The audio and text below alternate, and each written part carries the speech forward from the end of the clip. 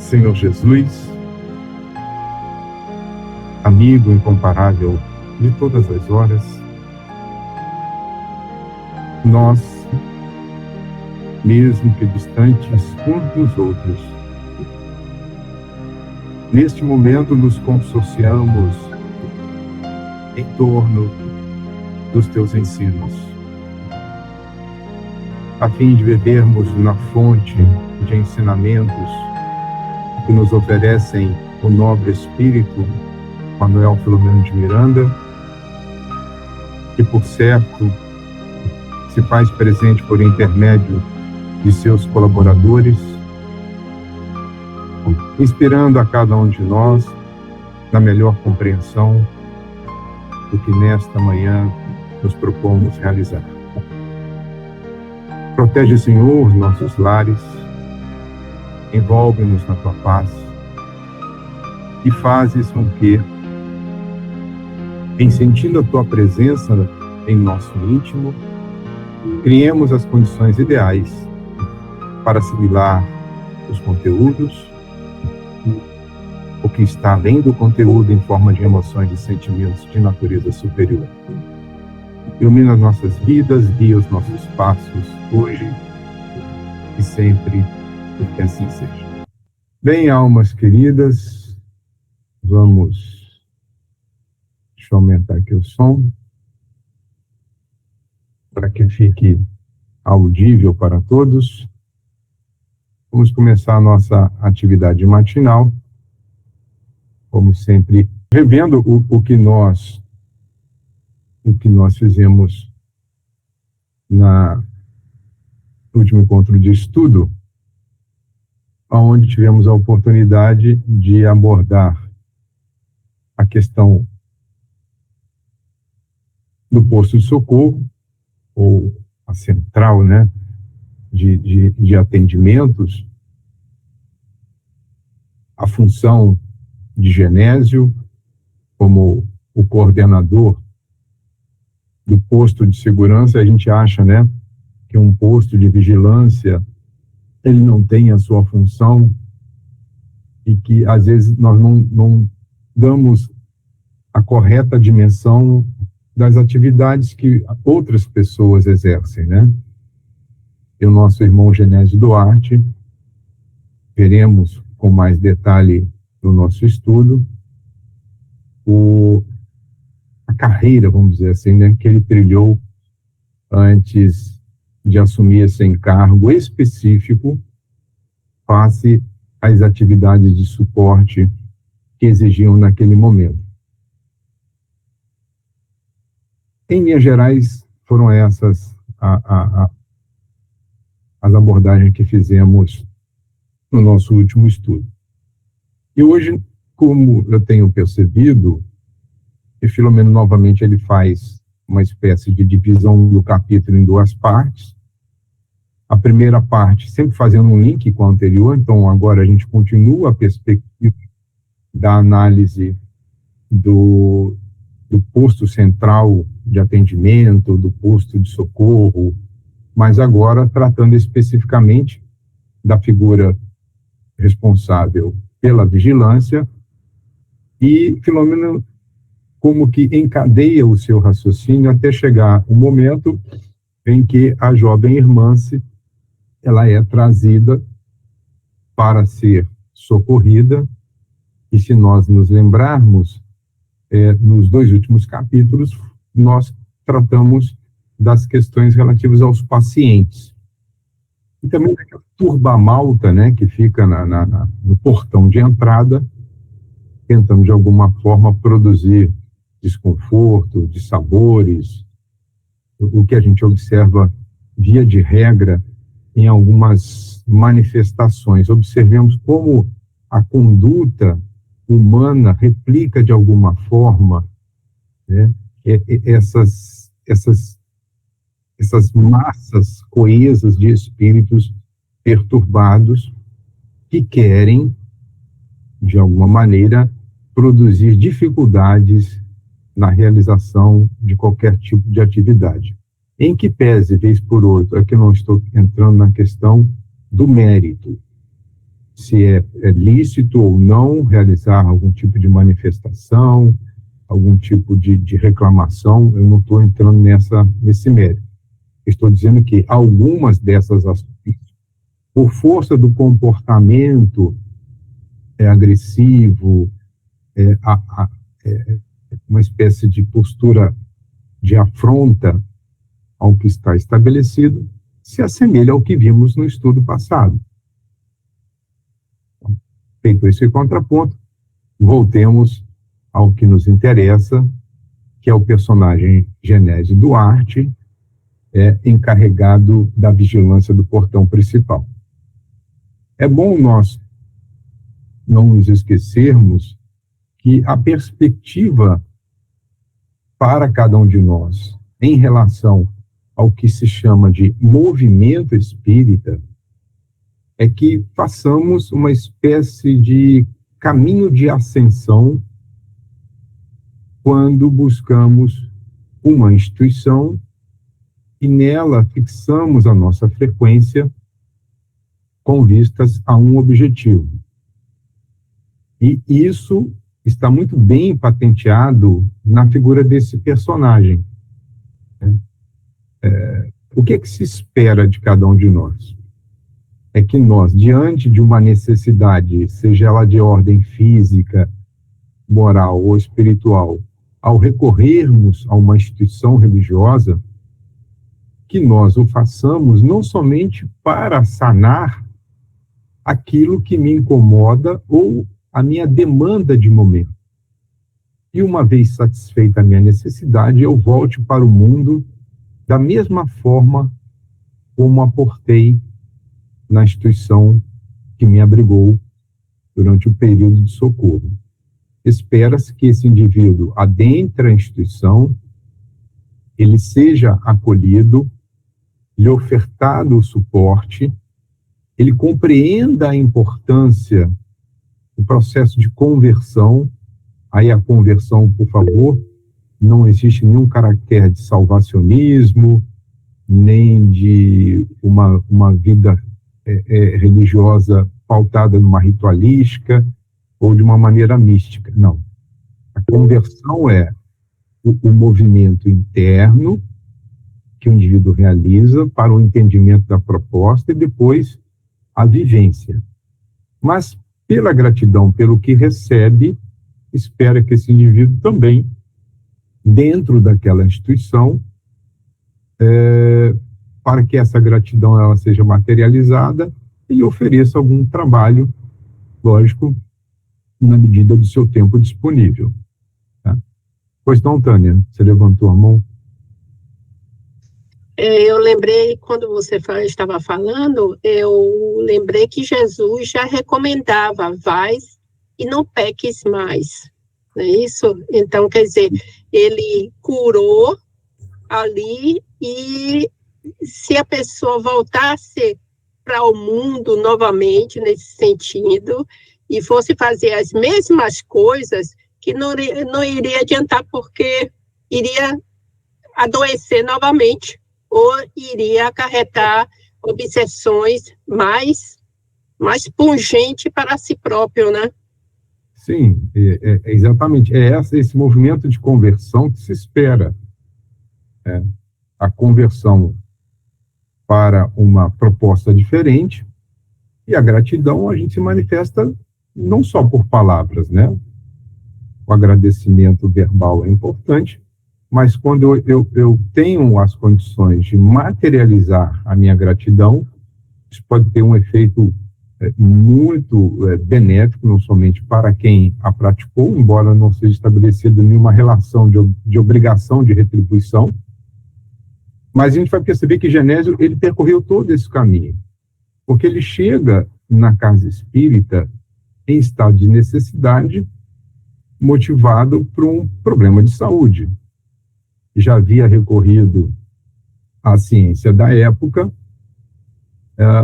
a ciência, à época, não lhe ofereceu as respostas que ele esperava, o suporte de que ele necessitava, tanto é que ele padecia, isso interferia na sua qualidade de vida. né? E nós vamos perceber que é um fato muito interessante, materialista que era, portanto, cético em relação às questões de natureza transcendente, sobrenatural, supranatural, enfim. E o que é que acontece com ele? Ele é submetido a um tratamento fluidoterápico, ou seja, nós não observamos, pelo menos a maioria de nós, a transmissão da bioenergia, e ainda lhe é ofertado uma receita que vinha de um personagem que não estava vivo. Então há aí uma dimensão que é advinda da imortalidade, na qual ele não acreditava, reforçada por uma perspectiva de transmissão de uma energia que ele não a conhecia. Quando você toma um remédio ou sobre nós é aplicada uma injeção, você está vendo ali. Embora nós não enxerguemos os compostos químicos, né, que fazem parte daquela substância que ingerimos ou que nos é injetada, eu estou vendo o que eu estou ingerindo ou absorvendo. Então, vejo como o olhar mais clínico por determinadas ocorrências nos favorece a entender essas questões que, por vezes, pode parecer simples para alguns, é muito profundo para determinados espíritos. Então, essa ação de uma receita transcendente com a transferência de uma energia àquele momento incompreensível, lhe favoreceu o restabelecimento pleno da saúde orgânica e, posteriormente, da saúde espiritual. Vejam a sequência. Ele primeiro ele recebe a melhora, o atendimento da demanda que lhe causava preocupação. Então, o corpo físico, a saúde orgânica é restabelecida, mas ele poderia voltar para o mundo e provavelmente poderia adoecer uma vez mais ou adquirir outra, né, patologia qualquer. Mas ao perceber o estado em que ele chega, as dúvidas que ele possuía e as descrenças que ele alimentava, aquela visão de mundo ela é desconstruída, ele passa a entender, ele se sente motivado a buscar a compreensão do que é que em verdade com ele ocorreu.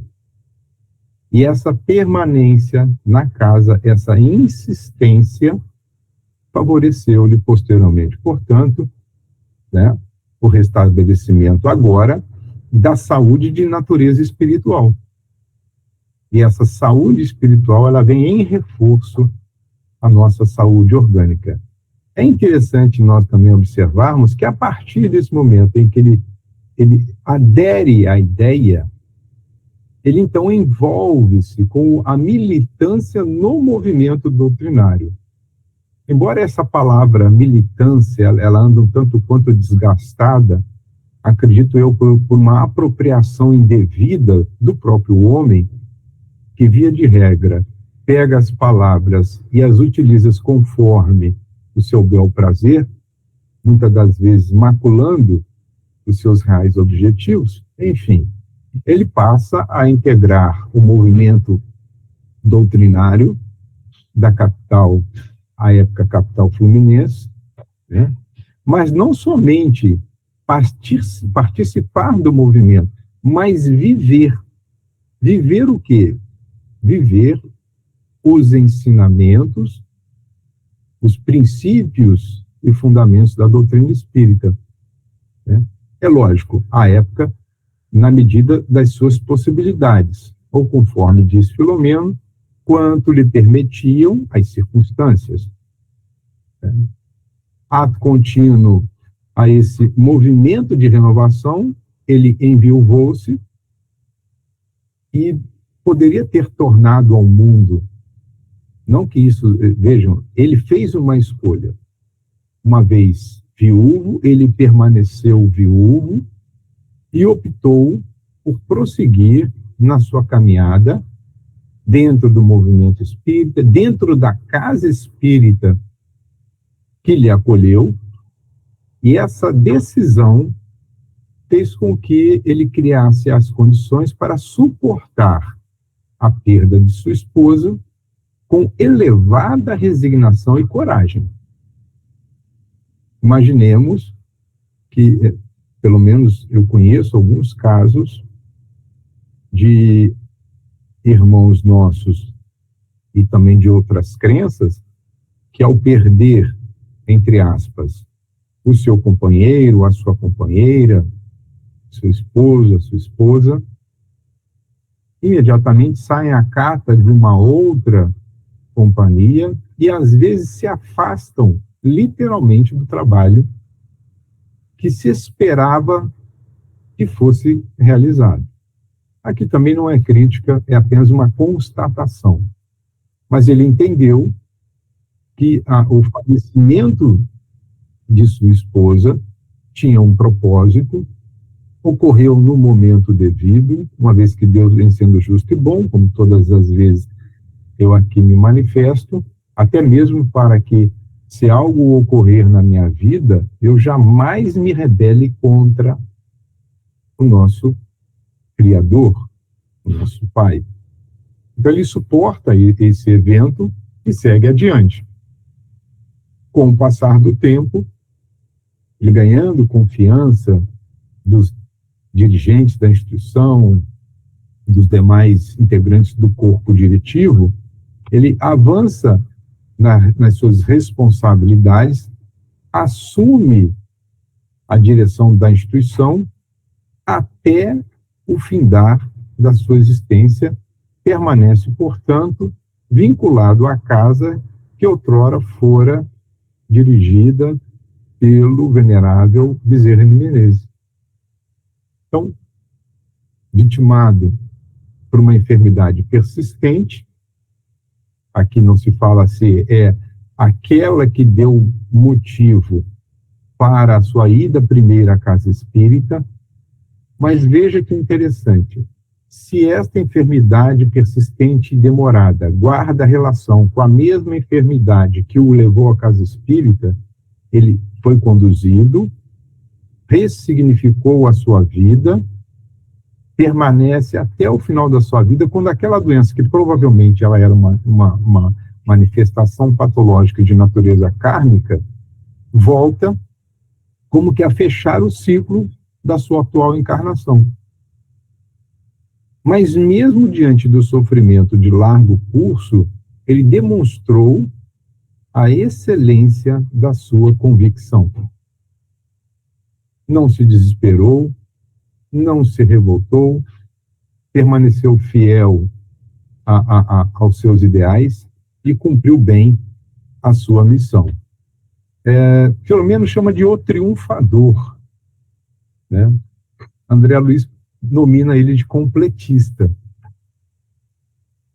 Ele estava afastado, existe um incentivo, um fato motivador, um evento que conduz o indivíduo ao caminho, ele percebeu aquilo, permaneceu no caminho em que pese todas as dificuldades, a viuvez, a recidiva da doença, e encarou os fatos como todos nós somos convidados a encarnar.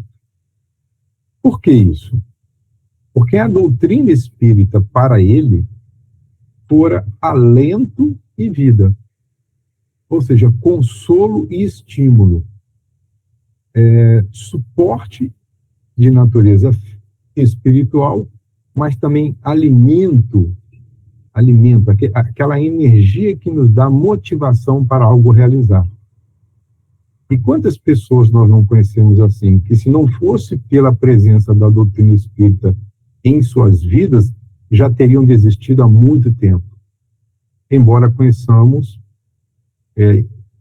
infelizmente, né, aqueles que mesmo diante do conhecimento sucumbem, o que é natural, face à fragilidade desses seres. Essa semana eu fiz uma atividade doutrinária sobre a paciência.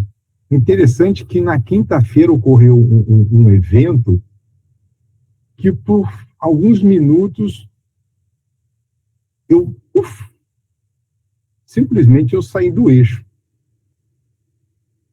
Mas eu agradeço a Deus que, na medida em que eu saio do eixo, o tempo de retorno é muito mais rápido.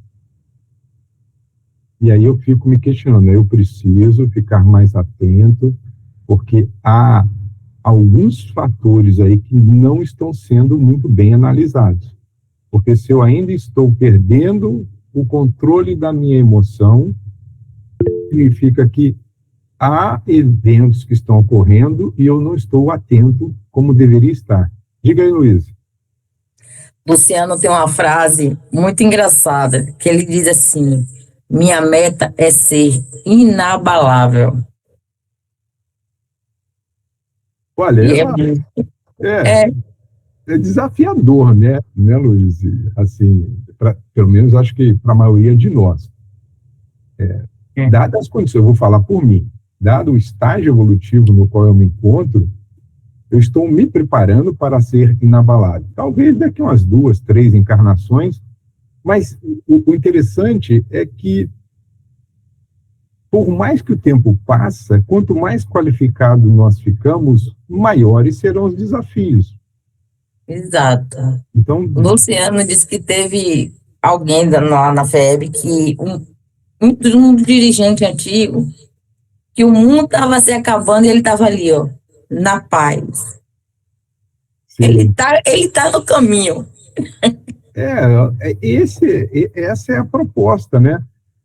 Porque, veja só, na figura de Genésio, ele viveu uma vida de desafios, mas não deixou de cumprir a tarefa que lhe competia. Então, cada um de nós vai assim, poxa, lógico, Jesus é o guia e modelo, mas às vezes há pessoas que são referências para nós, são espelhos. Espelhos não, são referências. E nós vamos nos espelhar nessas pessoas. Pela proximidade, assim, olha, se ele está superando, por que eu não posso superar? Né? Esses princípios da imortalidade trouxe para a Genésio e traz para nós, né,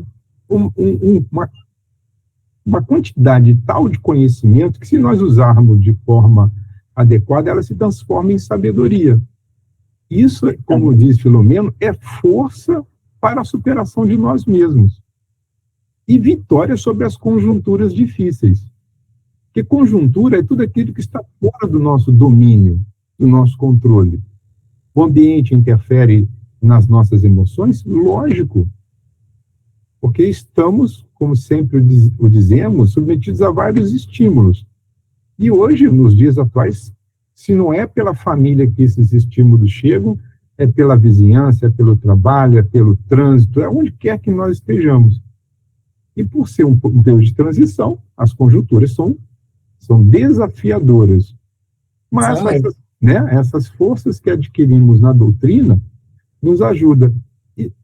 Quando eu escolhi essa imagem, eu não tinha parado para pensar que foram 3 flechas lançadas pelo bonequinho e as 3 acertaram o alvo. E eu fui reler a história de Genésio e encontrei as 3 flechas. A primeira flecha certeira foi a busca. Olha, se nada material está resolvendo a minha problemática, eu vou me permitir buscar algo de natureza imaterial, transcendente. E ele encontrou. Então, a busca foi certa. Depois, a questão do matrimônio. Lhe deu suporte, enviou e honrou o matrimônio.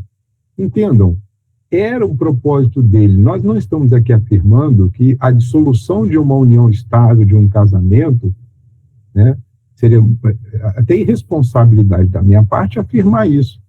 Mas a opção dele por não contrair um segundo matrimônio foi acertada para o caso dele. Porque ele poderia consorciar-se com uma outra pessoa, não espírita, ou espírita frequentadora de uma outra instituição, e o trabalho que ele teria que desenvolver naquela não o teria.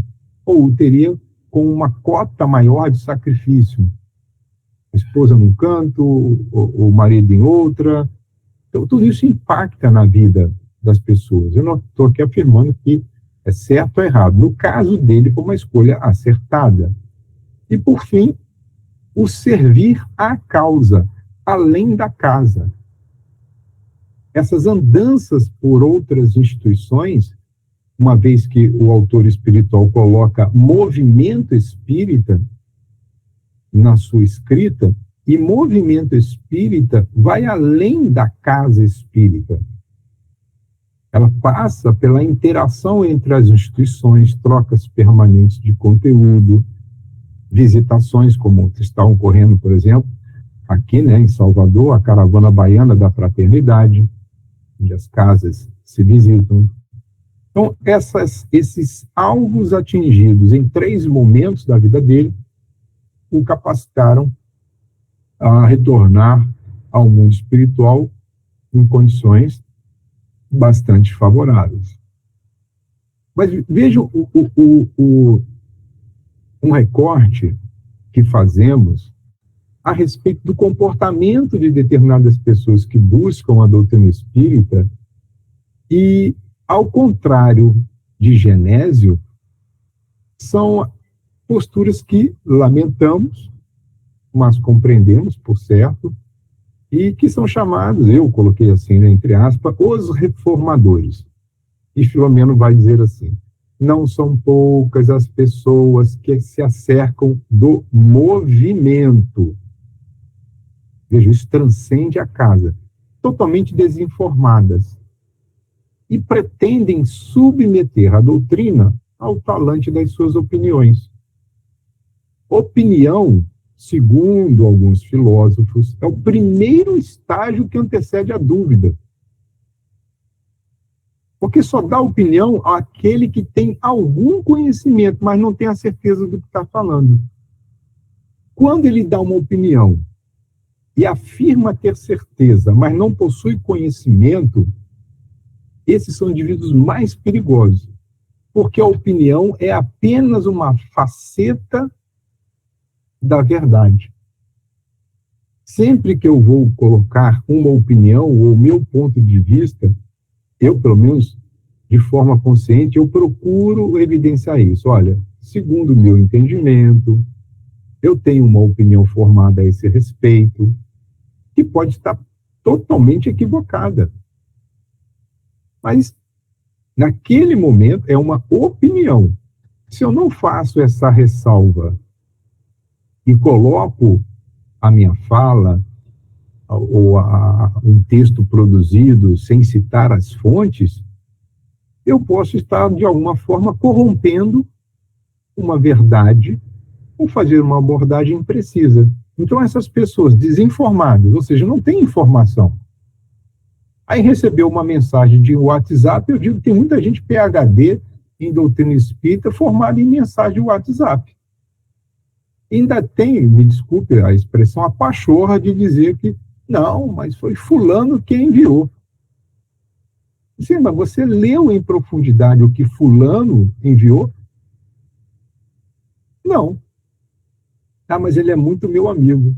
Bom, pode ser que, em sendo muito seu amigo, também por algum motivo, desatenção ou encantou-se pelas ideias iniciais, os parágrafos primeiros, encaminha.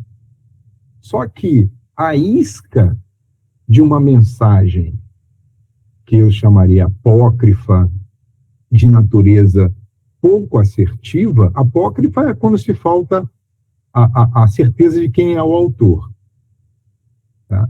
Os espíritos mistificadores, encarnados ou não, não é no primeiro e segundo parágrafo que vamos encontrar a desinformação.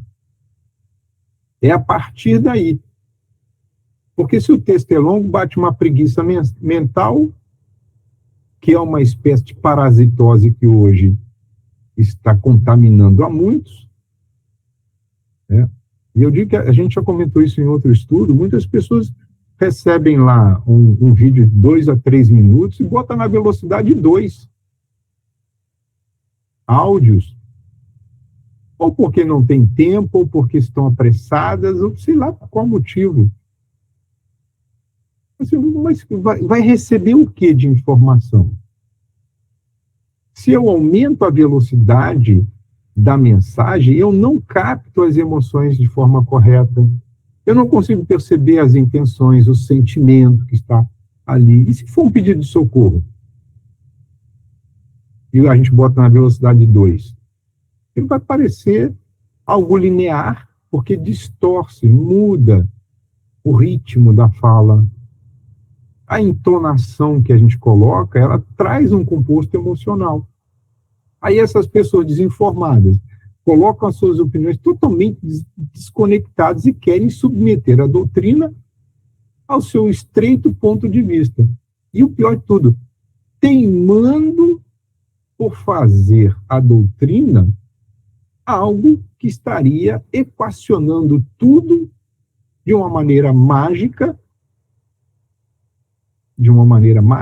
mítica,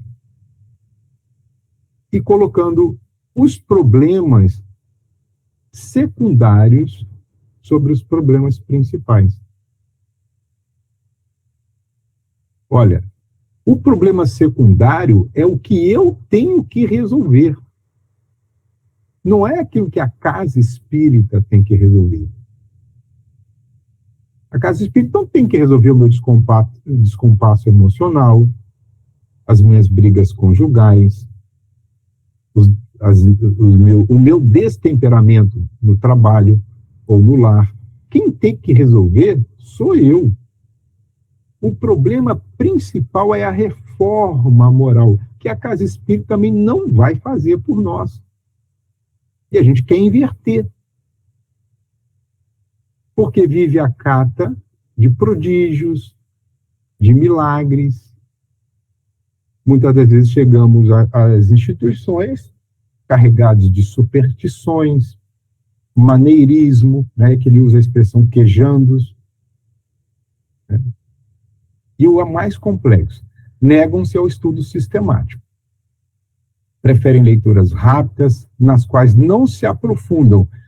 Eu acho que Filomeno já estava visualizando as redes sociais, que estamos hoje experimentando, alguns de maneira muito inteligente, outras não. Como eu disse, os PhDs em mensagem de WhatsApp e do Instagram. E é muito interessante alguns memes, né, que estão surgindo, por exemplo, quando se fala em alimento, aí a pessoa está lá, bota vários especialistas. Aí um especialista diz que não pode tomar café, o outro diz que pode. O outro diz para comer o ovo, diz não, muito ovo faz mal. O outro fala mal do açúcar, não, o outro diz, olha, use adoçante. Mas aí o outro diz que o adoçante faz mal. Daqui a pouco a gente não vai comer mais nada. Vai viver de brisa e tomando sol. Na hora, vem um especialista e diz que você está comendo mal. Eu falei, pô, eu vou entrar numa culpa impressionante. Eu vou me alimentar do quê?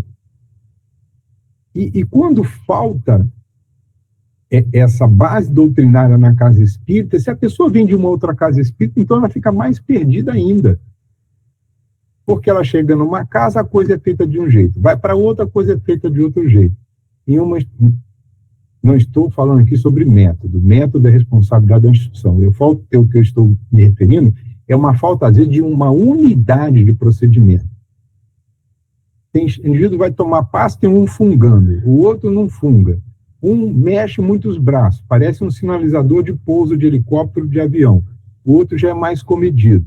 O outro funga e gesticula. Então, sim. O que é que nós estamos oferecendo para que a pessoa dê crédito, não a mim ou a quem esteja falando, mas o que a doutrina nos ensina? Então, nós não obteremos conhecimento doutrinário se permanecermos nestas leituras rápidas, sem aprofundamento. Mesmo quando leem, e o pior, dizem-se decepcionadas, com facilidade leviana. Ah, mas esse livro é tão fácil de ler, é um romance que narra a história de uma jovem. Ah, mas todo mundo engravida dessa forma, são tantos casos. Ah, a outra, não, é interessante, quanto sofrimento. E larga para lá. Estes fomos nós quando fizemos a primeira leitura, às vezes, de muitas dessas obras. Nos encantamos, nos emocionamos, mas depois aquilo não ficou retido na nossa memória. Augusto Cury chama janelas da memória. Essas janelas da memória, elas se constroem dentro do nosso patrimônio que está no inconsciente a partir do aprofundamento e das relações mais íntimas que relacionamos com o conhecimento. Se eu não pegar aquele conhecimento e experimentar na prática, para dar aquele carimbo ISO 9000, pô, isso aqui realmente funciona. Olha que legal. Esses dias, quando eu estava comentando, eu fiquei um tanto quanto impaciente, eu vou experimentar o exercício de respiração que eu tinha participado de um evento de saúde mental na semana anterior para um grupo de militares. A ideia era trabalhar a saúde mental, a importância do amor na saúde mental como prevenção do suicídio, como uma das medidas de prevenção. E está apresentada uma técnica simples de respiração, contenção, expiração, pautada em ciclos de 4 segundos. Alguns fazem ciclos de 8, a depender da capacidade respiratória. E eu vi que deu certo. É uma técnica usada por uma psiquiatra nossa no sentido profissão, e ela tem usado isso. A técnica de respiração para a diminuição da ansiedade, por exemplo, controle das emoções. Então, a gente vê que dá certo. E ao perceber que dá certo, a gente vê que caminha, melhora as nossas relações. Bem, pelo menos nessa primeira parte, continua agora trazendo para nós a questão um pouco mais técnica. Isso, Glécia, é bem interessante. Quadrado em 4 segundos, exatamente. Essa técnica que foi ensinada, né? E Filomeno vai dizer que o Espiritismo, graças ao seu tríplice aspecto, atende a todos os tipos de necessidade do homem terreno. Quais necessidades nós temos? Cada um tem as suas. E o Espiritismo possui respostas para todas. E a gente vai ver por que nós não encontramos daqui a pouco. Oferecendo, portanto, campo de reflexão e respostas em todas as áreas do conhecimento. Só que o que muitas das vezes nós não fazemos é isso. Nós não fazemos reflexões acerca do que nós estamos lendo, do que nós estamos buscando, do conhecimento que estamos adquirindo, como isso impacta na minha vida, em que momento eu precisei dessa informação e eu não tinha acesso porque não tinha a informação ainda adquirida na minha vida. Agora, esse tríplice aspecto, ele tem, como todos nós sabemos, um que abrange a ciência, outro que vai tratar da filosofia e as consequências de natureza moral, a qual nós denominamos de religião, a dimensão religiosa do Espiritismo. O aspecto científico, ele vai anular as suposições e os sofismas, é aquele tal do achismo, das opiniões sem fundamento algum, pautada na imprecisão dos saberes, isso tudo em torno de milagres, daquilo que se chama de sobrenatural, e que ainda até hoje nós encontramos pessoas que demandam as casas espíritas nessa condição. Então, a ciência espírita, ela vai buscar, tem como objeto o conhecimento daquilo que é verificável. É lógico que nós não temos aparelhos para analisar a intimidade da alma, mas nós temos um aparelho psíquico e uma ferramenta chamada mediunidade para fazê-lo.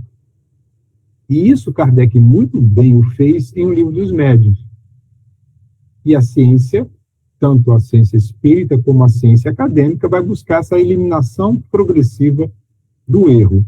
A filosofia vai falar sobre as questões existencialistas. A imortalidade da alma, existe alma, não existe. O que é a alma? É o espírito encarnado. Quando o homem morre, o que ele volta? Volta à condição de espírito. Analisa a vida presente, os seus propósitos, a vida futura, o porvir da humanidade, o que guarda a relação com o presente com o futuro, o passado com o presente. E as leis morais, ela produz uma ética, ou seja, um comportamento que se espera de cada um de nós, estruturado na moral do Cristo.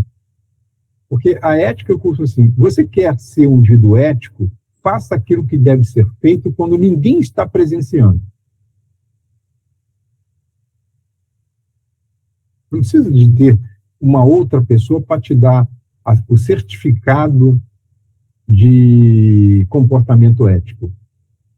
Porque, às vezes, nós temos um comportamento ético que é modelado pelo contato social. Nós somos como que forçados a agir de determinada maneira porque a sociedade, de alguma forma, vai reprovar aquela minha escolha. Mas a ética do Cristo, ela não depende do meio, ela não depende do que o outro acha a nosso respeito, assim como os apóstolos do Cristo o fizeram. Então vejam que, na filosofia, o questionamento é sobre as certezas. Eu tenho conhecimento suficiente para dar a minha opinião sobre isso?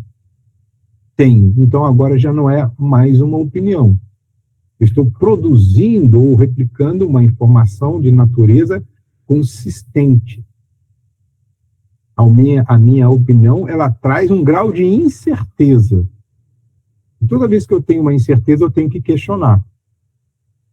E o espírita, ele reconsidera a sua fala, a sua escrita, o seu comportamento, porque ele percebe que ele é um ser em constante reconstrução.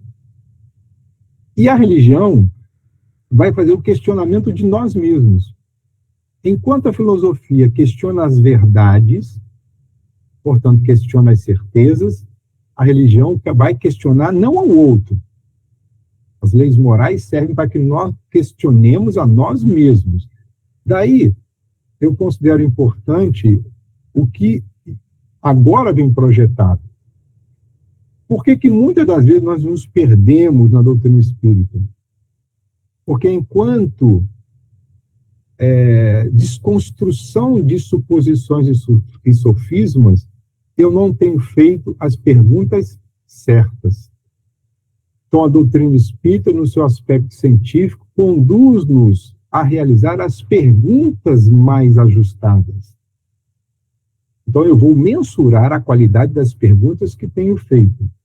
No campo da filosofia, a preocupação é com a qualidade das respostas, para que eu saia do campo da opinião e possa apresentar uma resposta pautada numa certeza. Mas a religião vai trabalhar a qualidade das nossas escolhas. Esses três aspectos, quando bem compreendidos, eles favorecem-nos a uma vida mais assertiva. E foi isso que Genésio fez. Portanto, ele retorna ao mundo espiritual e aí Filomeno faz um recorte agora para o caso específico de Hermance. Tá? Uma jovem mulher, né, que ela retorna ao mundo espiritual vitimada por um infarto, um problema do coração. Ela chega neste posto de socorro central em estado de coma. Vejam que o estado de coma é um estado de inconsciência, ou seja, os seus processos psíquicos pós-desencarne estavam obnubilados, né? E ela vinha acompanhada pela sua avó, ansiosa pelo que aconteceu, pela recuperação, embora resignada e confiante.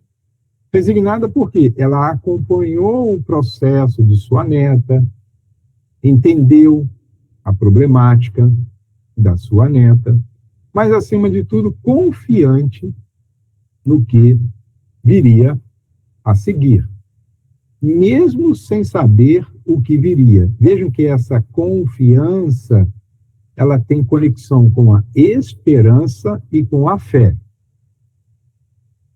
Então, a fé em Deus sustentou a sua atividade de socorro à sua neta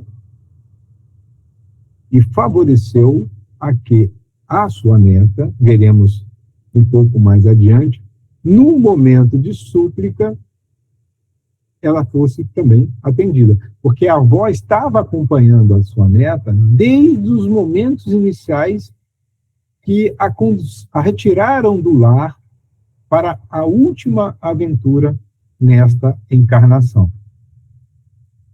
Interessante, tem vários detalhes muito importantes. Veja, quando ela dá entrada no posto de socorro, vamos chamar esse posto de socorro como a emergência. Ela chega em coma, essa emergência vai logo estabelecendo o grau de necessidade de atendimento, portanto, ela vai direto para aquilo que chamamos de sala vermelha. São os pacientes que requerem atendimento imediato. Os em amarelo ficam em acompanhamento e os verdes estão em condições de aguardar, porque as condições clínicas do paciente da ala verde, naquele momento, não são passíveis de uma intervenção imediata, haja vista a presença de casos mais graves. Então, no mundo espiritual existe organização. No nosso mundo, quando ela se instala, é porque alguém captou essa inspiração de uma fonte e a replica neste ambiente no qual nós nos encontramos. Então, ela havia 4 horas de desencarnada. E este tempo de desencarne, 4 horas, foi o tempo demandado para a liberação dos vínculos entre o corpo espiritual e o corpo físico, ou seja, a separação do fluido vital, né? E vejam que especialistas em desencarnação demandaram ao ambiente onde ocorreu o fato motivador do óbito. Então, passou-se as 4 horas, porque cessado ou findado foi o intercâmbio do fluido vital com o corpo físico. E este corpo físico e o seu correspondente corpo espiritual estavam unidos por esse período de 4 horas, até que se extinguisse essa relação, né? E, da mesma forma, esses últimos vestígios de manutenção da vida orgânica. Então, nós vamos, quando avançarmos na próxima projeção, próximo slide, fazer algumas comparações para entendermos a diferença que é produzida por um óbito que ocorre de forma natural mesmo, natural no sentido de o óbito ou a morte, ela ocorre pela ausência de oxigênio que produz a morte das células. Se é uma anóxia cerebral, significa que houve a falência do sistema nervoso, o sistema nervoso entrando em falência, imediatamente a seguir, mesmo que em horas, vai ocorrer o quê? A falência sistêmica dos órgãos. Isso a gente vê, no caso, por exemplo, de um AVC extenso, AVC cerebral, extenso. O que é que mantém o corpo funcionando? É a ventilação mecânica. Então, injeta-se oxigênio, mas o estímulo que chega para que os órgãos funcionem, mesmo no chamado sistema nervoso autônomo, com o tempo, começa a haver uma desregulação, em que, pese a presença do oxigênio, vai haver uma desregulação no funcionamento sistêmico. Aí vem falência geral dos órgãos. Produz uma infecção aqui, que se amplia para colar, infecção generalizada, óbito. No caso específico de Hermans, 4 horas foram suficientes para que o fluido vital ele fosse consumido e favorecido o deslocamento do corpo espiritual do local do óbito até o ambiente onde ela sofreria as primeiras intervenções no sentido de produzir o socorro que lhe era meritório. Mas antes de avançarmos nesse aspecto, observemos essa relação de causa e efeito.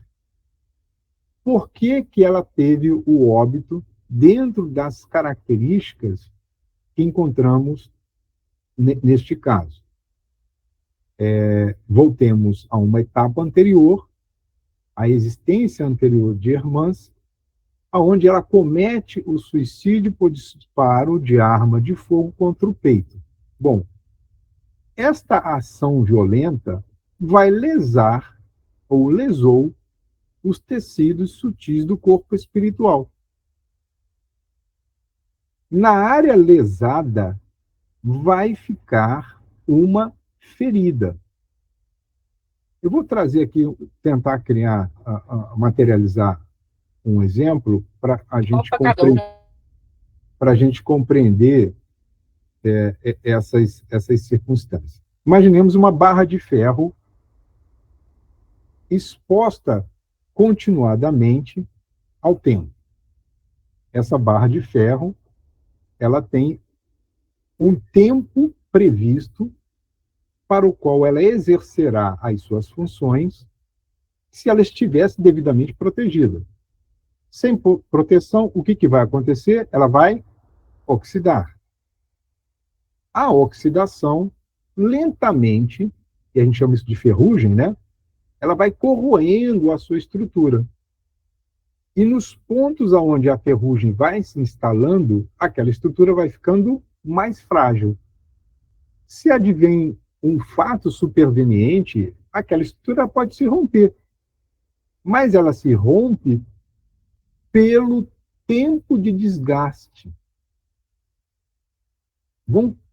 Vamos construindo juntos essa imagem. Então, essa estrutura se rompe pelo tempo de desgaste, pelo tempo de uso, pelo tempo de exposição. Agora, se eu pego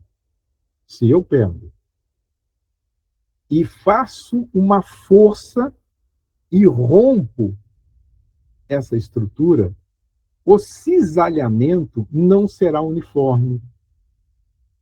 Quando eu tentar recuperar essa estrutura, eu vou ter que realizar algumas intervenções, lixar, sobrepor material específico, chamado solda. Eu coloco a solda, reconecto as partes. Vai ficar o quê? Mesmo que eu faça o acabamento, é nítido que naquele ponto vai ficar uma cicatriz. Os especialistas em estrutura, por exemplo, eu tenho um tio que ele é especialista em tubulações pelas quais são transferidos gases ou líquidos explosivos. E quando ele estava trabalhando, a empresa dele fazia a raio-x dessas estruturas, para saber se tinha pontos de solda, a qualidade da solda, fragilidades que poderiam produzir vazamentos ou ignição com consequente explosão. Então, toda a solda, mesmo quando ela vai unir peças novas, ela vai deixar uma cicatriz. O suicídio produz isso. Na região que eu leso, vai produzir uma separação abrupta. Aquele órgão físico afetado vai produzir no correspondente perispiritual uma mesma ou uma lesão até mais profunda. Quando eu vou recompor ou quando eu vou compor um novo corpo pelo processo reencarnatório, aquela cicatriz, aquela deformidade, ela é transferida para o físico, para que durante a encarnação aquela estrutura possa, aos poucos, em se recuperando até o findar da existência ou não, vá de alguma forma também ajudando a recuperar a área correspondente lesada no corpo espiritual. Então ela reencarna com déficit cardíaco em frágil organismo físico. Então, o déficit cardíaco era correspondente ao suicídio que ela cometeu na existência passada. E o programa reencarnatório dela já previa curta duração, que poderia ter sido prolongada, portanto, concedido para ela uma moratória, caso ela tivesse engajado-se em alguma atividade de natureza meritória. Qualquer atividade de natureza meritória. Mas ela não o fez. Então, a avó, que cuidara dela na sua primeira infância, e depois de desencarnada, passou a acompanhar a sua neta, já prevendo em algum momento a evento dessa natureza. Bem, mas o que é que lhe favoreceu também? A educação religiosa, rígida, onde ela manteve a sua dignidade. Infelizmente, nós estamos observando um composto familiar moderno aonde não se observa com muita frequência essa educação de natureza religiosa. Não é induzir ou conduzir o indivíduo para uma religião. É dentro do lar nós conversarmos sobre a existência de Deus, seja um Deus ainda compreendido de natureza teológica, um Deus de natureza científica, ou um Deus de natureza filosófica, a presença de uma força diretora da vida. As relações de causa e efeito, escolhas e consequências, um composto de natureza ética dentro do lar. E esta ausência tem produzido essa juventude.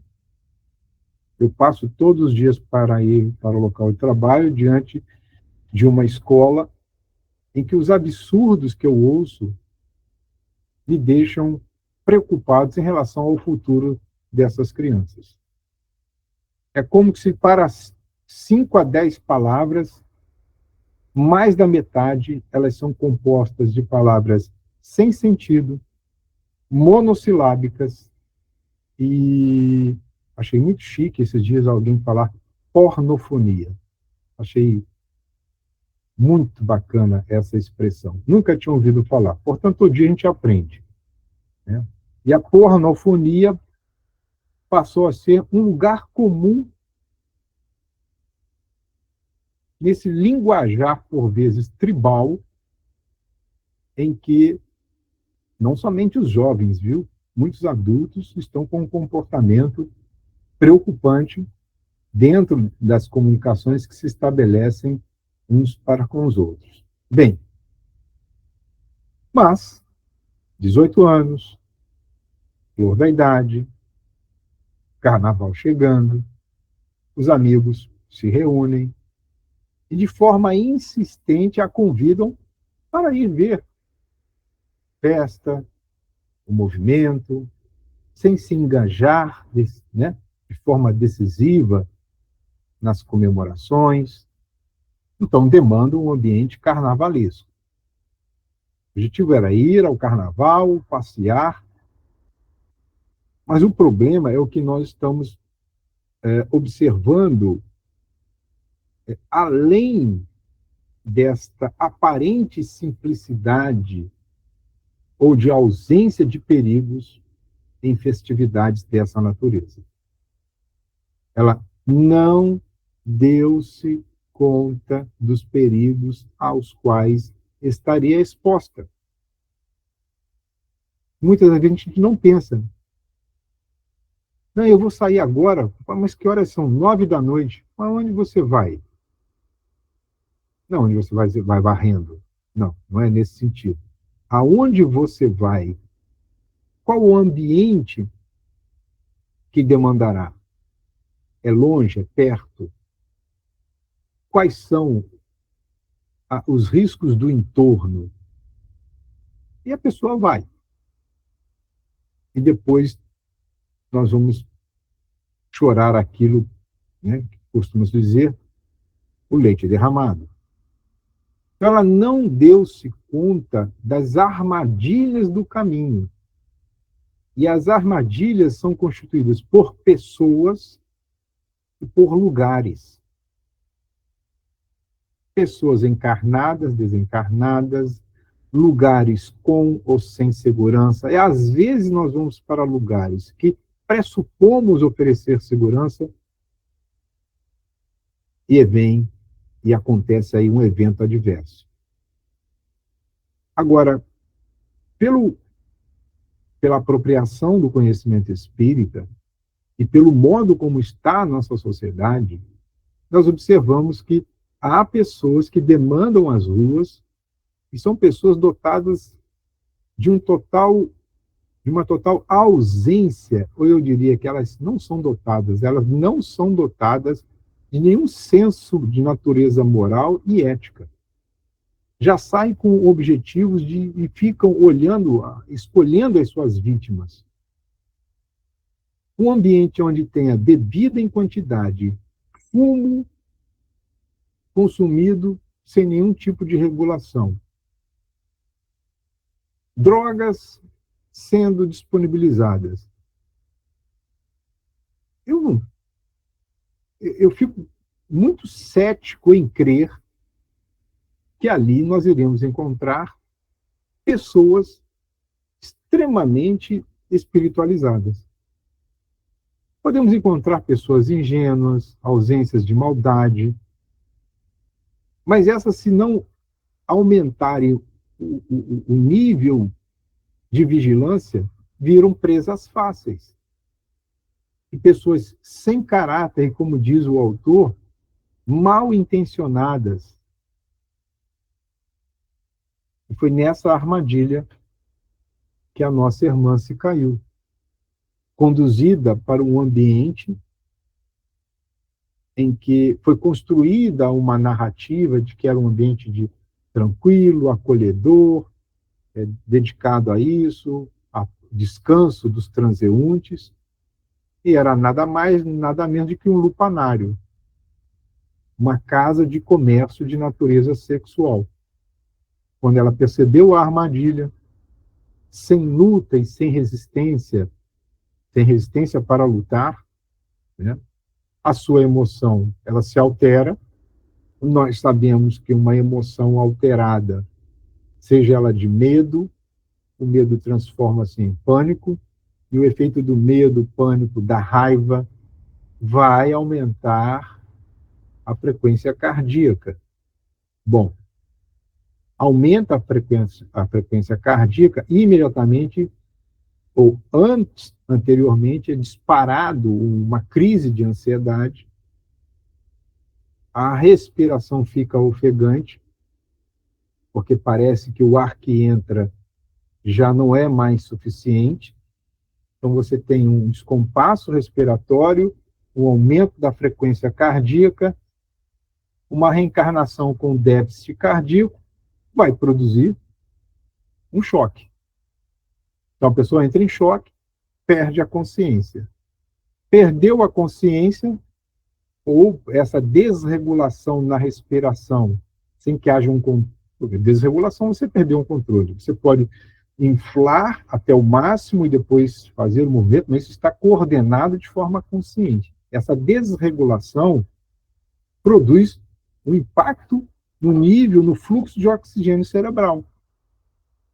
Ou muito oxigênio, entra muito, sai pouco, ou entra pouco e sai muito, a pessoa tem esse colapso, desmaia, e aproveitando-se do desmaio, o seu algoz aplica-lhe uma dose de substância entorpecente, né, por aspiração, por inspiração, o que lhe produz um infarto cardíaco, o que leva a jovem ao óbito, né?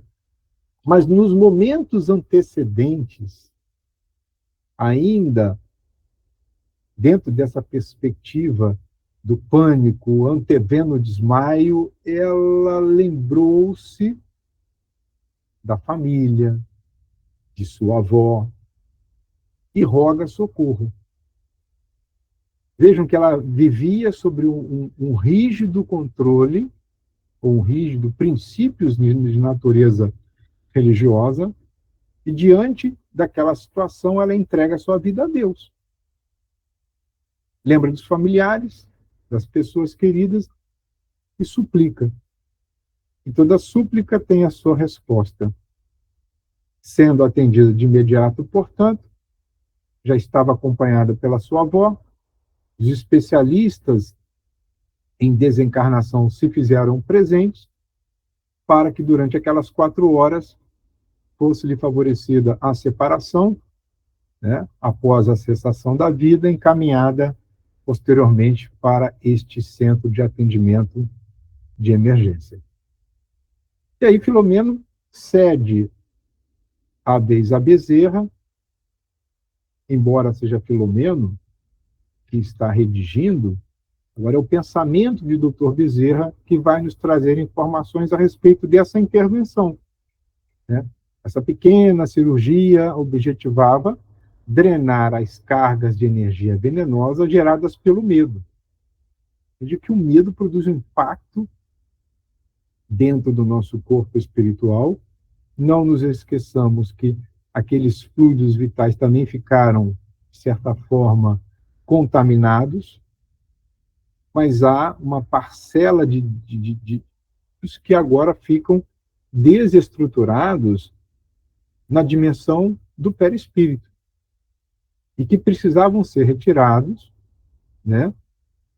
E se permanecesse no corpo espiritual da recém-desencarnada, poderia produzir nela demorada perturbação. Então, é uma cirurgia interessante, e vai dizer Dr. Bezerra de Menezes, deu-se início à mesma, portanto, na parte superior do cérebro, na região do centro coronário, né?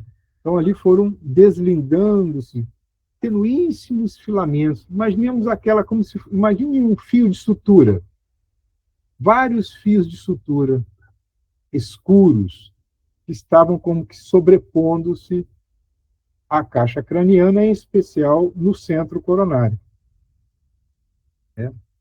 E aí foram retirando, um a um. Na medida em que esses fios tênues, esses filamentos tênues, eles foram sendo retirados, um objeto semelhante a um aspirador de pequeno porte. Vez por outra eu assisto nos canais fechados alguns programas que mostram cirurgias intervenções, cirurgias plásticas ou intervenções para a recuperação da saúde. É impressionante o quanto a nossa ciência médica avançou. E, vejam, esse é um livro da década de 70, mais ou menos. E ele já falava em aspirador de pequeno porte. As chamadas cirurgias que ocorrem no cérebro, existem hoje chamados microaspiradores, submetidos a uma pressão de aspiração. Eles vão, por exemplo, diminuir o sangramento no cérebro. Você pode fazer um furinho pequenininho ou fazer um destamponamento, coloca aquele aspirador e por robôs ele vai fazendo a aspiração. Isso é coisa do final do século passado. Então, de mais ou menos 30 anos antes, acredito até muito mais, esses instrumentos já eram utilizados na dimensão espiritual, né? Então, resíduos eram sugados do centro cerebral. Então, nós temos ações no coronário e ações no cerebral. Porque esses dois centros são os centros principais da consciência humana. O centro coronário nos mantém em contato com a espiritualidade e o centro cerebral, em contato íntimo com o coronário, administra todos os sistemas endócrinos que existem no organismo. Então, essa asepsia dos dois centros favoreceu a recuperação da consciência, mesmo que ainda no estado de torpor. Então, esses fluidos intoxicaram a área da consciência. Imaginemos aqueles espíritos que, embora a assistência para o desencarne, porque nunca tiveram o hábito da oração, porque nunca desenvolveram aspirações de natureza superior, eles são ajudados no desencarne, mas depois saem tresloucados, perturbados e se transformando em possíveis perturbadores da vida alheia. Esses irmãos nossos não têm o beneplácito deste auxílio, porque não adquiriram o mérito para tal. À medida, portanto, que a equipe recorria a instrumentos muito delicados para aquela microcirurgia, diante dos meus olhos, vai dizer Filomeno, a cor retornou à face da jovem e a respiração foi a pouco e pouco sendo percebida em face dos estímulos aplicados na área cardíaca. Agora nós temos um outro centro de força sofrendo intervenção na dimensão espiritual, a fim de que o fluxo energético ele voltasse à normalidade, né?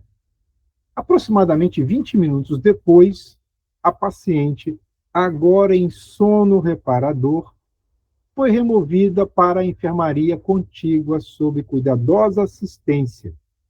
Então, 20 minutos de intervenção, estabilizada a recém-desencarnada, o fluxo dos fluidos espirituais restabelecidos, ela sai da emergência, vai para a enfermaria para a recuperação. É o que se faz nos hospitais para os quais demandamos quando em necessidade. Daí conclui-se o capítulo com uma fala muito interessante. Morrer é fácil. Liberar-se da morte após ela é que se faz difícil. Encerrando-se um capítulo da vida, outro se inicia em plenitude de forças. Acabar, jamais. Nós saímos de uma dimensão da vida, partimos para outra dimensão, mas esse trânsito entre uma e outra vai exigir de cada um de nós, né, um esforço continuado para centrar a nossa mente por onde processam os nossos pensamentos, nossos sentimentos, as nossas emoções, são realizadas as nossas escolhas, nós possamos visualizar muito mais o futuro que está por vir do que o presente que nós estamos vivenciando. Embora o presente seja importante, por certo. Então, este é um capítulo que traz um caso que está relacionado com a tipologia de pacientes que foi nos apresentado em capítulos anteriores.